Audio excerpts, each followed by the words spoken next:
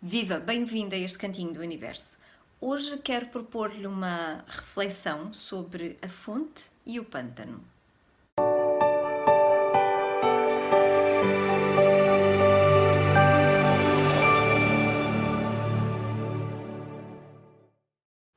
Esta reflexão vem pela mão de Omram Mikhail Ivanov, do livro Os Segredos do Livro da Natureza, e mais do que refletir sobre aquilo que vou ler, quero propor aquilo que vou ler como uma reflexão. E este excerto diz o seguinte: ouve-se muitas vezes as pessoas queixarem-se de que tudo lhes corre mal. E porquê é que tudo lhes corre mal? Porque não entenderam que no seu intelecto, na sua alma, deveriam ter colocado em primeiro lugar o que existe de mais puro e de mais divino, a fonte, para que esta fonte, ao correr, purifique tudo neles e faça crescer todas as suas sementes divinas. Nos seus pensamentos e nos seus desejos não se sente esta preocupação essencial com um centro, uma fonte, um sol, um espírito, um amor. Detiveram-se em coisinhas insignificantes e não conseguem compreender, não querem compreender. Chafurdam continuamente em águas estagnadas e poluídas, onde se agita toda a espécie de animalejos, e até zombam desta filosofia dos iniciados, que insistem sempre na importância mágica da ligação à fonte. Como podem estar convencidos de que o que está a apodrecer, a criar bolor, a desagregar-se, vai ajudá-los? Alguns interrogam-se, não compreendendo porque é que vamos ver o sol nascer. É simbólico. É para conseguirmos perceber que em todos os domínios da vida devemos ligar-nos ao sol, quer dizer, à fonte. Mas tentai convencer todas estas pessoas inteligentes a ir ver nascer o sol. Dirigem sempre a sua atenção para o que está morto, estagnado, poluído e depois, quando lhes acontecem infelicidades, perguntam porquê. É porque têm neles impurezas, porque não tomaram a fonte como modelo. Pergunto a alguém: já viu uma fonte? Pode dizer-me o que se passa junto de uma fonte? Claro que sim, responde a pessoa. Mas na realidade esta pessoa não observou bem. Por isso eu faço perguntas. Então o que há à volta da fonte? Plantas, vegetação e mais. Insetos, pássaros, animais. E além disso, também há homens que vieram instalar-se. Muito bem. E já reparou no que se passa quando a fonte seca? A erva desaparece imediatamente, depois os animais, depois os homens. Aquilo que fica são as árvores. Compreendeu realmente tudo isto? Claro que sim, é muito simples. Então, por que é que deixou secar a sua fonte? Qual fonte? Não compreendo. Como vedes, a pessoa não compreende. As pessoas creem sempre que compreendem, mas tal só acontece aparentemente. Então eu digo: estou a falar da fonte que corre no seu interior. Por que a deixou secar? Qual fonte? Não deixei secar fonte nenhuma. Sim, deixou secar a sua fonte. Já não tem amor. Alguém o ofendeu, lesou, roubou, enganou um pouco e você disse: acabou-se, não voltarei a ser generoso, bom, caridoso, não vale a pena, os homens não merecem. E agora a sua fonte não corre mais. Evidentemente já ninguém o enganará ou o lesará e você julga ter ganho alguma coisa, mas na realidade perdeu tudo. Deveria ter continuado a deixar-se enganar se necessário, mas que a fonte nunca secasse. Alguém o ofendeu, o roubou, mas isso não é nada comparado com a bênção que é ter em si uma fonte que corre, pois ela traz-lhe tudo, limpa tudo, restabelece tudo. Os humanos têm necessidade desta filosofia, a mais maravilhosa, a mais verídica, a filosofia da fonte. Com a desculpa de que sofreu uma pequena injustiça, uma pessoa decide não mais ter amor por quem quer que seja, e então acabou-se. Essa pessoa morre, e um morto, o que é que ganhou? É formidável a maneira como os humanos raciocinam, e é junto deles que eu deverei ir instruir-me? O que é que aprenderei? Irei junto de uma fonte, ficarei horas inteiras a escutá-la, a olhar para ela, a tocar-lhe, a falar com ela e em seguida pensarei nessa outra fonte, o Sol, e em todas as fontes do universo, até à única fonte verdadeira que é o próprio Deus. Irei ligar-me a Ele para compreender finalmente o essencial.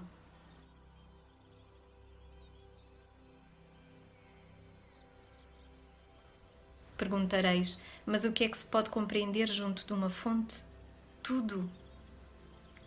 Meditai longamente nesta imagem da fonte, a fim de baseardes a vossa vida nesta única fonte, esta fonte única que é Deus e cujo representante mais perfeito para a Terra é o Sol.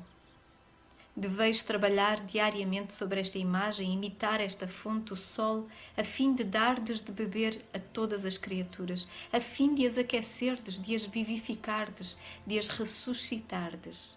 Direis, mas isso é impossível, irrealizável, até é estúpido.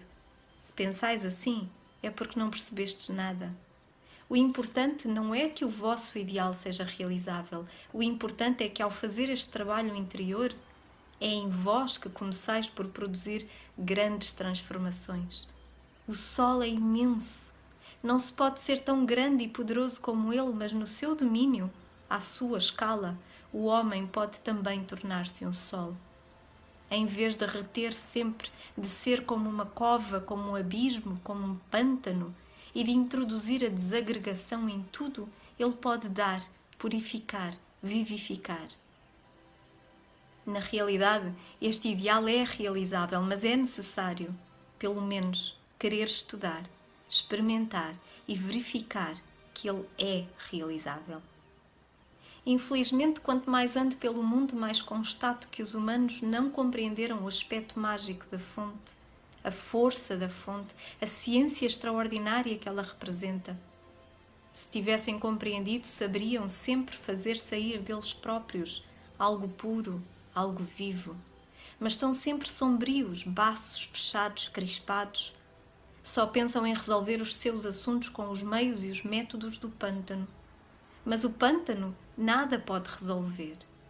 Só é bom para prolongar a vida dos girinos e de todos os animalejos que se agitam na sua água. Nesta água que nunca se renova, os pobres habitantes do pântano são obrigados a respirar e a absorver todos os dejetos uns dos outros.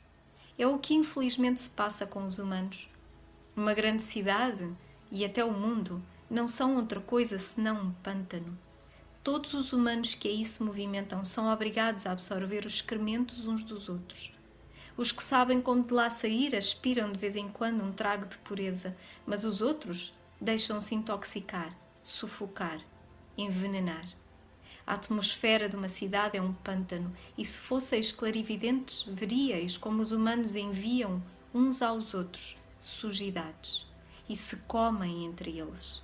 E não sabem como de lá sair, mesmo por alguns minutos. E depois riem-se da nossa filosofia solar. Pois bem, tanto pior para eles, que fiquem no seu pântano. Que quereis que vos diga? Um dia eles serão obrigados a compreender. E que conclusão se pode tirar do que eu vos disse? Que todos os mal-entendidos, todas as infelicidades, todos os sofrimentos advêm do fato de o homem não estar ligado ao céu, à fonte, ou quando está, é apenas por 2 ou 3 minutos. Em seguida tudo é cortado e ele fica de novo ligado ao pântano. Não quero ofender-vos. Digamos que falo em geral, mas é verdade. Em vez de estarem ligados à fonte que purifica, que cura, que ilumina, a maior parte dos humanos ligam-se ao pântano, que pode ser, aliás, um homem, uma mulher ou um grupo de pessoas. E é aí que bebem.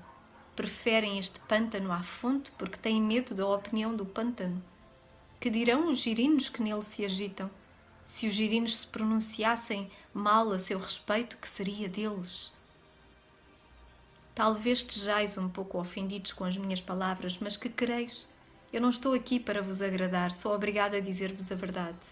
Sei bem que não é agradável ouvir semelhantes coisas, mas se hoje estáis aborrecidos com as minhas palavras, ficai a saber que, se eu nada disser, um dia estareis 2, 3, 100 vezes mais aborrecidos com a realidade.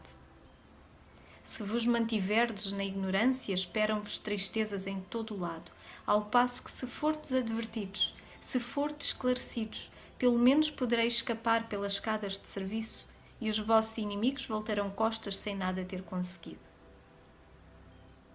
Refleti, pois, nestas duas imagens da fonte e do pântano. Quando tendes finalmente o desejo de amar, de fazer sacrifícios, de ajudar os outros e de dar em vez de tirar, é porque a fonte já corre. E uma vez que ela corre, as flores e as árvores crescem, os pássaros cantam, ou seja, há espíritos magníficos que vêm instalar-se em vós, no vosso cérebro, no vosso coração, na vossa vontade, porque são alimentados. A fonte alimenta-os. Nessa altura tornai-vos ricos, sois semelhantes a um país florescente com todo um povo e toda uma civilização. Sim, porque a fonte corre. É este o aspecto simbólico que é necessário compreender. Junto de uma fonte seca, ninguém aceita ficar. Quando a fonte para de correr no homem, já não há criações, nem poesia, nem música, nem alegria, já não há nada. É o vazio, o deserto, porque não há mais água, não há mais amor. Pelo mundo fora só se vê desertos passeando. Assim se explica o estado miserável dos humanos, a sua angústia, o vazio que há neles. Talvez sejam muito inteligentes, mas deixaram secar a sua fonte, porque jamais pensaram em dar, em irradiar, em amar. Quando vejo seres cuja fonte secou ou até jamais brotou, sei que o seu destino será miserável. Porquê? Porque nada virá instalar-se neles. Nenhum anjo, nenhum espírito, nenhuma beleza, nenhum esplendor, nada. Bem-aventurados os que compreenderam e que se decidiram a mudar. Para esses, hoje, tudo estará explicado, pois estas duas imagens do pântano e da fonte são realmente suficientes para explicar tudo.